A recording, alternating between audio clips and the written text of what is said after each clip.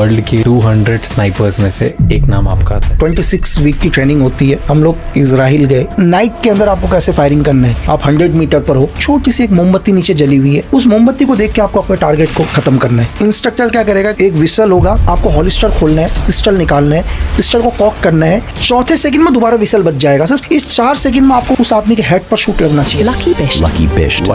139 sniper kills. Roy Jain, NSG Commando, sniper.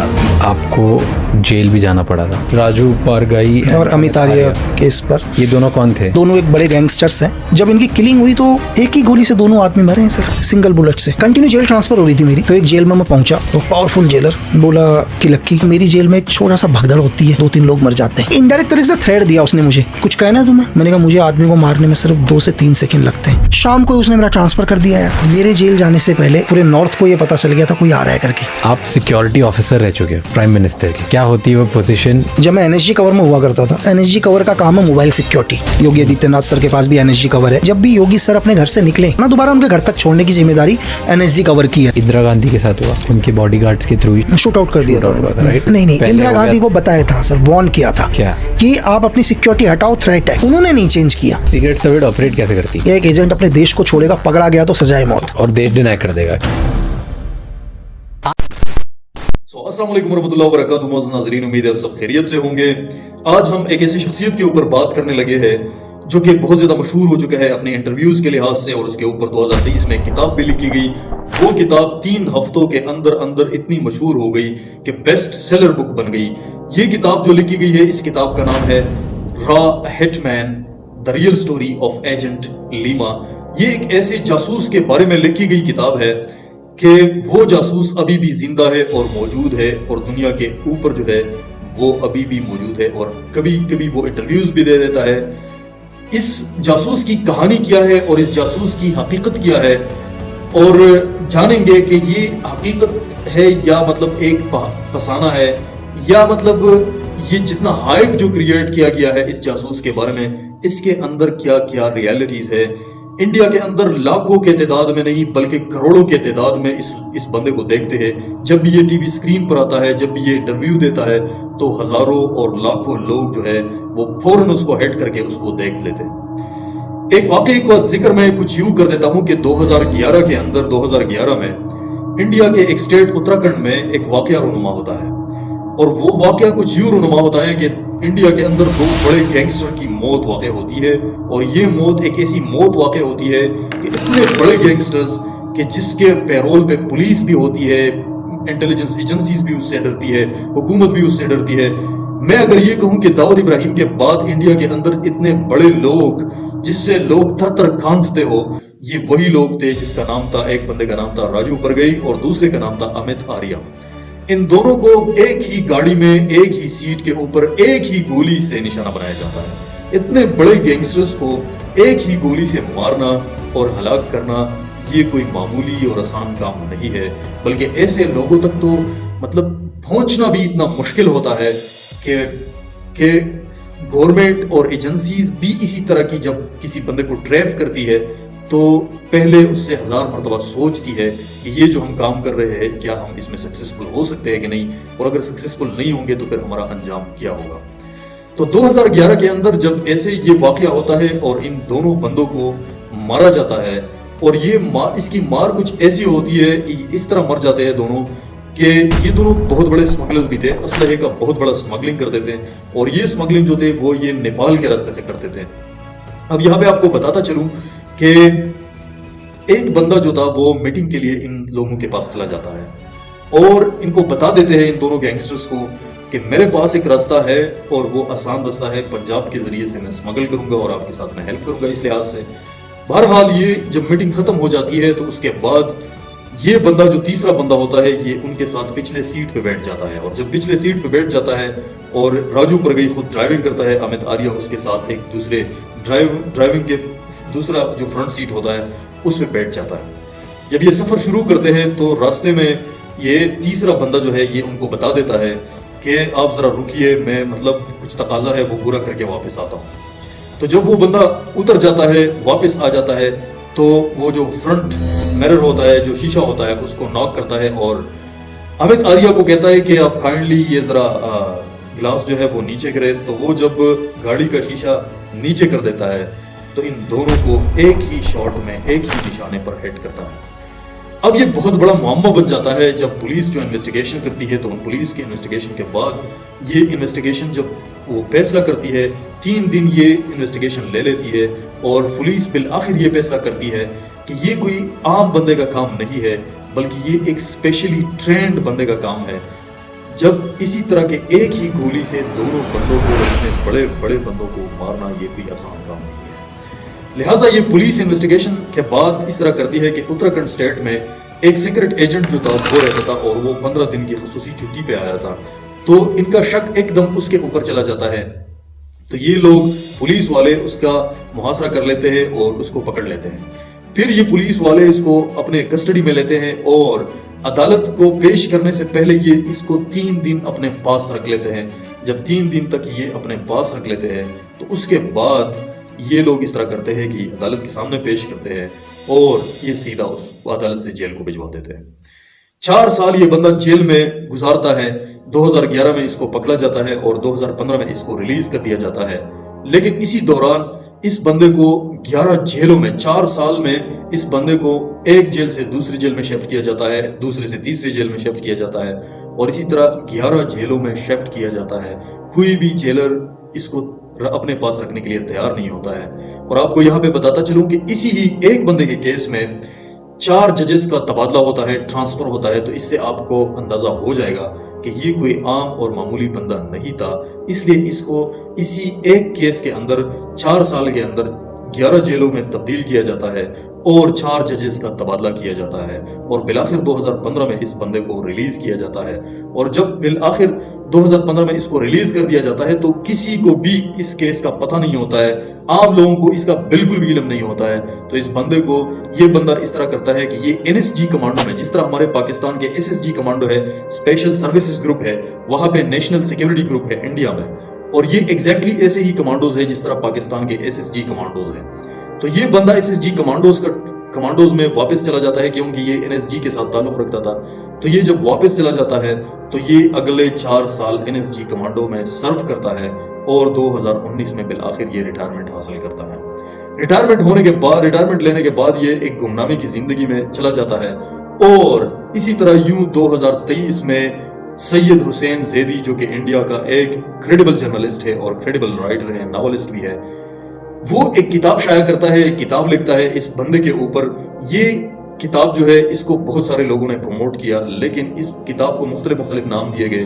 किसी ने इसको बायोग्राफी कहा, किसी ने इसको क्या नाम दिया और किसी ने इसको क्या नाम दिया। लेकिन खुद वो कहता है कि ये कोई बायोग्राफी नहीं है क्योंकि इसके अंदर हमने इसकी पर्सनल जिंदगी को, एजेंट लीमा की पर्सनल जिंदगी को इतना डिस्कस नहीं किया है, बल्कि इसके कारनामों के ऊपर ज्यादा रोशनी डाली है। बहरहाल 2023 में जब ये किताब रिलीज होती है तो सिर्फ 3 हफ्तों के अंदर ये किताब जो है ये बेस्ट सेलर बुक बन जाता है और आहिस्ता आहिस्ता इस शख्सियत से लोग वाकिफ होने लग जाते हैं। अब ये शख्स कौन था? ये मशहूर हुआ 3-4 नामों के जरिए से।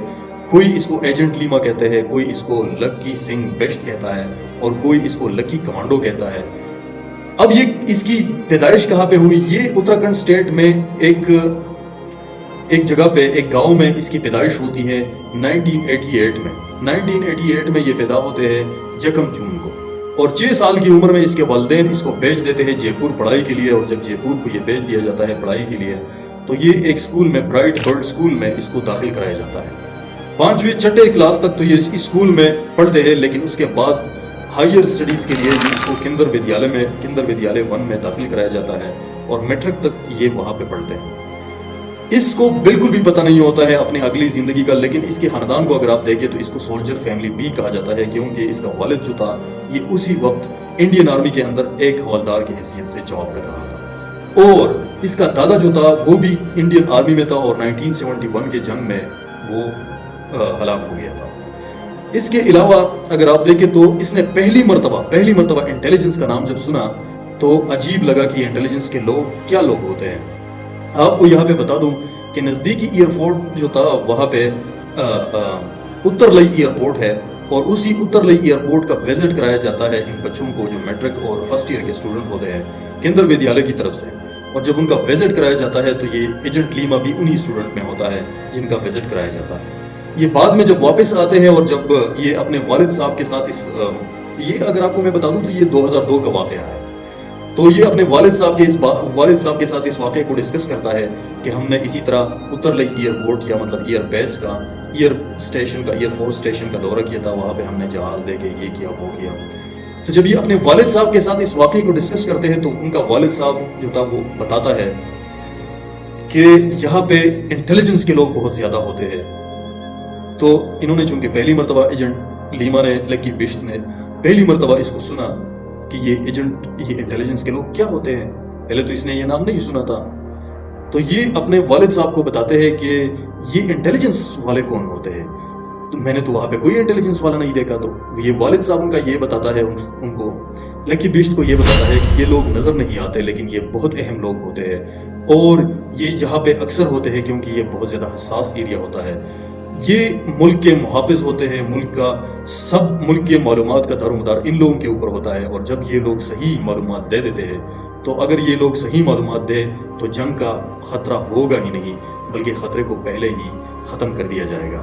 اور ایک بہترین جاسوس جو ہوتا ہے وہ ایک بہترین جاسوس پوری آرمی سے بہتر ہوتا ہے.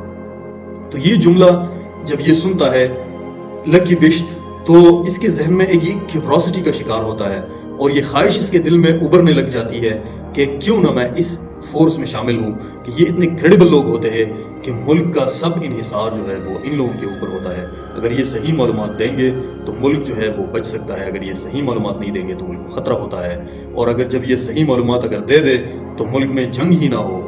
تو یہ کیوریوسٹی ان کو جب یہ فرسٹ ایئر میں ہوتا ہے تقریباً 16 سال کی عمر میں تو یہ جب انڈین آرمی میں کچھ جابز آتی ہے تو یہ اپلائی کرتا ہے اس کے لیے. اور جب یہ اپلائی کرتا ہے تو اسی سال 2003 میں اس کو بھجوایا جاتا ہے. کچھ ٹیسٹ وغیرہ وہ دے دیتے ہیں اور جب وہ ٹیسٹ وغیرہ دے دیتے ہیں تو یہ ہوتا ہے ناگالینڈ میں. اور وہاں سے اس کو 2003 میں ہی فوراً بلایا جاتا ہے بنگلور میں ایک سائیکولوجیکل ٹیسٹ کے لیے. آپ کو یہاں پہ بتاتا چلوں کہ سائیکولوجیکل ٹیسٹ کے لیے بہت کم اسٹوڈنٹ کو بلایا جاتا ہے اور انہی کم اسٹوڈنٹ میں ایک جو ہے وہ لکی بشت بھی ہوتا ہے یا لکی بشت یا مطلب لکی بشت سنگھ یا لکی کمانڈو یا ایجنٹ لیما جو اس کا کور نام تھا. تو جب ان کو بلایا جاتا ہے دوستو جب انٹرویور ان سے یہ پوچھتا ہے کہ آپ نے کبھی سیکرٹ ایجنٹ کے بارے میں سنا ہے تو لکی بشت جواب دیتا ہے کہ نہیں میں نے تو اس کے بارے میں کبھی نہیں سنا ہے کیونکہ وہ اس وقت 11th-12th کلاس میں تھا اور حقیقت میں اس نے یہ نہیں سنا تھا کہ سیکرٹ ایجنٹ کیا ہوتا ہے لیکن اس نے سنا تھا کہ انٹیلیجنس کے لوگ کون ہوتے ہیں. تو انٹیلیجنس کے بارے میں اس نے سنا تھا لیکن سیکرٹ ایجنٹ کے بارے میں اس نے کبھی نہیں سنا تھا. تو پھر اس نے انٹرویور نے پھر سے پوچھا کہ کبھی آپ نے انٹیلیجنس کے بارے میں سنا ہے تو لکی بشت نے جواب دیا کہ ہاں میں نے سنا ہے. اور پھر اس کو اپنے والد صاحب کا وہ جواب یاد آیا جو اس نے دیا تھا جب اس وقت جب ایئرپورٹ کا دورہ کیا تھا ان اسٹوڈنٹس نے. تو اس وقت جب یہ کہانی اپنے والد صاحب کے ساتھ شیئر کی تھی اور اسی وقت اس کے والد صاحب نے جو بتایا تھا کہ انٹیلیجنس کے لوگ وہی لوگ ہوتے ہیں جو نظر نہیں آتے لیکن یہ ان کی انفارمیشن اتنی کریڈیبل ہوتی ہے کہ ان کے ملک کے سیاہ و سفید کے فیصلے ان کے معلومات کے اوپر مبنی ہوتے ہیں. اور اگر کسی انٹیلیجنس کی انفارمیشن ٹھیک ہو تو کبھی جنگ ہو ہی نہ. تو وہ جملہ جب وہ اپنے والد کے الفاظ جب انٹرویور کو بتائے تو انٹرویور بھی امپریس ہوا اور اس کے بعد کچھ سیکرٹ اور کانفیڈینشیل پروسیسز سے ایجنٹ لیما یا لکی بشت جو ہے وہ گزرتا ہے. اور ویسے ہی اس کی جوائننگ اور سلیکشن ہوتی ہے. باقاعدہ طور پر 2004 میں اس کی سلیکشن ہو جاتی ہے اور جب اس کی سلیکشن ہو جاتی ہے تو اس کا پھر ٹریننگ شروع ہو جاتا ہے. یہ ٹریننگ حاصل کرتا ہے ناگالینڈ اور خصوصی طور پر اسرائیل میں 2 سال تک یہ ٹریننگ حاصل کرتا ہے. اور اس ٹریننگ میں اسپیشلی NSG کمانڈوز سنائپر کا تو اس نے اسرائیل میں حاصل کیا ٹریننگ. اس طرح بم ڈسپوزل کا ٹریننگ حاصل کرتا ہے. پرسنل سیکیورٹی آفیسر کا ٹریننگ حاصل کرتا ہے. پوسٹ بلاسٹ سٹڈیز کا ٹریننگ حاصل کرتا ہے. کاؤنٹر انسرجنسیز کا ٹریننگ حاصل کرتا ہے. یہ پورا جو ٹریننگ سیشن ہے یہ 2 سے 3 سال میں کمپلیٹ ہوتا ہے. اور یہ باقاعدہ طور پر Indian arm forces especially NSG اور سیکرٹ ایجنسی کو جوائن کرتا ہے. جب یہ جوائن کرتا ہے تو 2008 تک تو یہ یہاں پہ اس سروس میں برقرار رہتے ہیں لیکن یہ پھر 2008 میں کانگو میں ہوتے ہیں. اور آپ کو پتا ہے کہ انڈیا کے اندر 26/11/2008 کو جو اٹیک ہوا تھا انڈین پارلیمنٹ کے اوپر ان لوگوں نے یہ رنگ دیا تھا کہ یہ پاکستان نے کیا تھا. بہرحال اس وقت یہ ان کے کچھ بڑے بڑے نامور ایجنسیز نے یہ بتایا کہ یہ انسائڈ ٹیررسٹ جاب تھا لیکن آج تک انڈیا یہ کہہ رہا ہے, انڈین میڈیا بھی آج تک یہ کہہ رہا ہے کہ یہ انسائڈ جاب نہیں تھا بلکہ پاکستانی ٹیررسٹ تھے.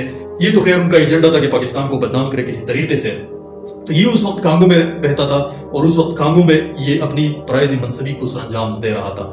लेकिन जैसे ये कांगो से वापस आता है तो ये दोबारा स्पेशल फोर्सेस को ज्वाइन करता है, यानी कि एनएसजी कमांडोज को ज्वाइन करता है। एनएसजी नेशनल सिक्योरिटी ग्रुप जो इंडिया का है उसको ज्वाइन करते हैं और 2011 तक उसमें रहते हैं। और इसके साथ साथ वो ये करते हैं कि वो स्पेशल सिक्योरिटी ऑफिसर के तौर पर भी अपना रोल जो है वो अदा करते हैं। और उसी वक्त 2011 में वो कुछ 15 दिन के एक खसूसी तौर पर छुट्टी में अपने इलाके उत्तराखंड में चले जाते हैं और फिर वही केस जो है वो वाकया हो जाता है जो मैंने पहले शुरू में आपको बताया था कि दो बड़े गैंगस्टर्स राजू पर गई और अमित आर्या को मारा जाता है। और उसका एलिगेशन जो है वो लकी सिंह पर लगता है और वो इसलिए इस पर लगता है कि ऐसा काम एक गोली से दो बंदों को मारना जो है ये कोई आम बंदे का काम नहीं है, बल्कि ये स्पेशल ट्रेंड बंदों का काम है। तो इसलिए उसी इल्जाम में इसको गिरफ्तार किया जाता है और फिर 4 साल वो जेल में रहते हैं। और जेल में रहने के बाद 2015 में उसको रिहा किया जाता है। वो कहानी पिछले मैंने सारी कहानी आपको सुनाई है।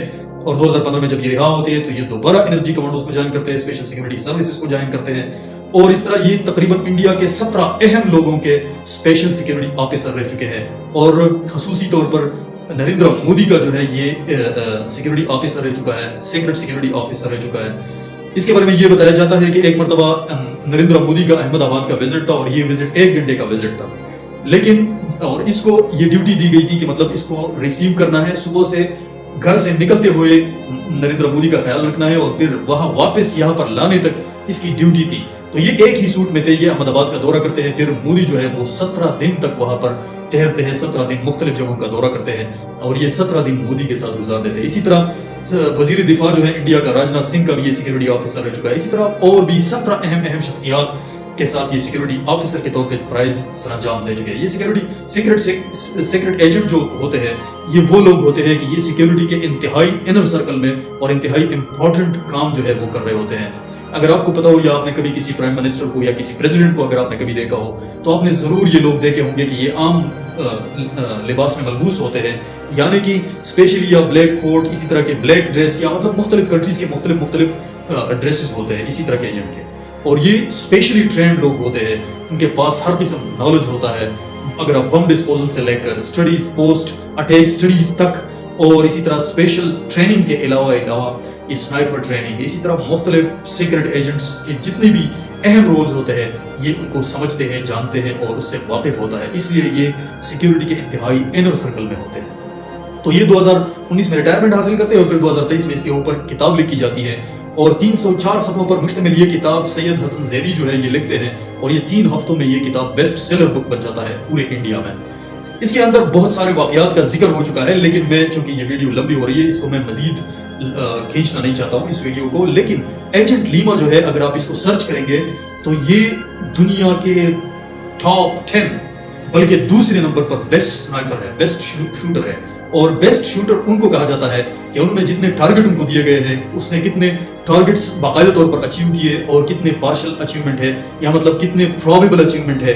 क्योंकि इसी तरह के टारगेट अगर आपको दिया जाता है तो फिर वो टारगेट या कंप्लीट होता है या आप उसको हिट करते हैं, लेकिन बाद में आपको सही पता नहीं चलता कि ये टारगेट मेरा हिट हो चुका है कि हिट नहीं हो चुका है। और बकौल एजेंट लीमा के, जिस एजेंट लीमा के नाम से ये मशहूर हो गया, तो वो कहता है कि एक अच्छा शूटर बनना जो है ये बहुत आसान है, लेकिन एक अच्छा टारगेट मिलना जो है ये बहुत ज्यादा मुश्किल है। इसके बहुत सारे वाकयात का जिक्र हो चुका है, लेकिन मैं यहाँ पे सिर्फ एक वाकये का जिक्र करता हूँ। जब ये बांग्लादेश में अपनी प्राइज मनसबी को सरंजाम दे रहे थे और इसको एक टारगेट दिया गया था जो कि एक क्लब में इसका आना जाना था, तो इन्होंने अपने टारगेट को अचीव करने के लिए पहले अपने आप को उस कल्चर में रोशनास किया, वहां पे आता जाता रहा उस क्लब में। एक मरतबा उस क्लब के ऊपर पुलिस का रेड होता है, जब रेड होता है तो पुलिस उसी क्लब को मुहासरा कर लेते हैं। जब मुहासरा कर लेते हैं फिर एक एक को निकाल कर उनसे पूछा जाता है कि आप इसी साइड पे हो जाओ, या जिनके ऊपर शक किया जाता है तो वो एक साइड पे हो जाते हैं और जिनके ऊपर शक नहीं किया जाता तो उसको छोड़ा जाता है। तो एजेंट लीमा कहता है कि मेरा ये ख्याल आया, मैंने सोच लिया कि अब तो मैं घेरे में आ चुका हूँ, अब तो मेरी कहानी खत्म है, अब तो मैं पकड़ा जा चुका हूँ। लेकिन जैसे ही मुझसे पूछा गया और जब मैं बाहर निकला, जैसे ही मुझसे पूछा गया कि आप इधर हो जाओ, तो मैंने कहा कि अंकल जी क्या हाल, मतलब क्या मसला है। तो ये मेरा जवाब जो था, ये हाजिर जवाबी जो है वो काम कर गई और उसका शक जो था मेरे ऊपर वो खत्म हो गया। क्योंकि फोर्सेस के अंदर या आर्मी के अंदर जो भी बंदा रहा हो तो उसकी जुबान पे सर सर हमेशा रहता है। जब वो गुफ्तगू करता है तो सर सर सर जी ये हो गया, सर जी वो हो गया, तो ये ऐसे सर सर के अल्फाज उनके मुंह से निकलते हैं। लेकिन वो कहते हैं कि मैंने उसी वक्त पे सोच लिया कि ये अल्फाज जो है ये नहीं निकालना, क्योंकि ये ट्रेंड लोग होते हैं, उनको पता होता है कि जो बंदा इसी तरह का कोई मतलब थोड़ा सा भी मतलब थोड़ा सा भी अपना डायरेक्शन दे देता है तो फिर वो पकड़ा जा सकता है। लिहाजा ये उनकी हाजिर जवाबी थी जो वो पकड़ा नहीं गया। इसी तरह ये मुख्तलिफ ममालिक में रह चुका है, और अगर आपको याद हो तो कुलभूषण यादव को 2016 में पाकिस्तान ने पकड़ा था।